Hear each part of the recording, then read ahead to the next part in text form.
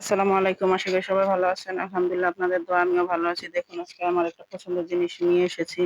এটা এই সিজনেই তো পাওয়া যায়। আর তো গরমকালে এটা পাওয়া যাবে না। তাই ভাবলাম বেশি করে এনে বেছে তারপর একটু ভাপ দিয়ে রেখে দিব। দেখুন এখন এটা রেখে দিলে আমি সারা বছর একটু নুডলসে, পাস্তায় বা যেকোনো পোলাও, বিরিয়ানিতে দিয়ে খেতে ভালো হয়। দেখুন সবগুলো মটরশুঁটি আমার বাছা হয়ে গেছে। হাতে, হাতে সবাই মিলেমিশে বেছেছি।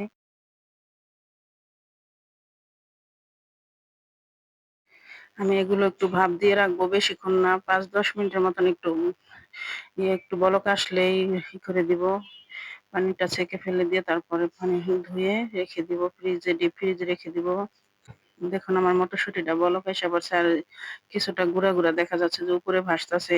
এটা আবার একটু ধোয়া দেওয়ার পরে জালির উপর থেকে চলে যাবে। দেখুন আমি কিভাবে গুঁড়াটি ফেলে দেই।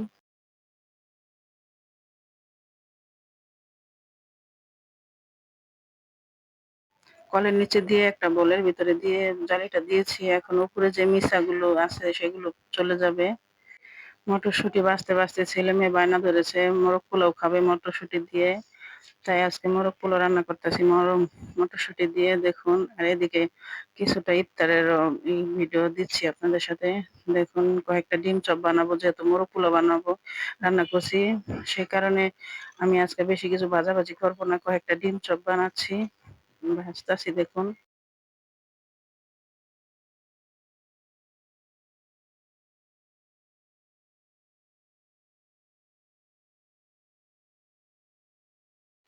আমার ছেলে আবার যা কিছুই রান্না করি সাথে দিয়ে একটা চপ খেতে চায়।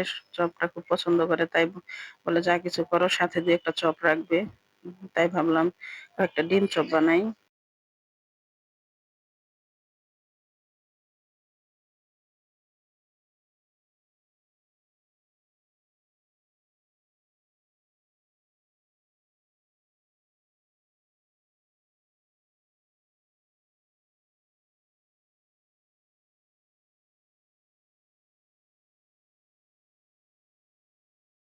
যেহেতু শহরে থাকি, শহরে সবকিছু চপই পাওয়া যায় কিন্তু ওটা অত মজা লাগে না, তাই আমি হাতেই বানাই।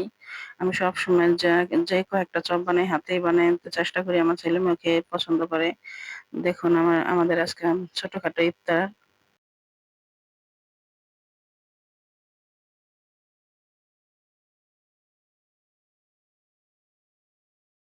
আমাদের ভিডিওটি ভালো লাগলে অবশ্যই কমেন্টে জানাবেন। ধন্যবাদ সবাইকে ভিডিওটি দেখার জন্য।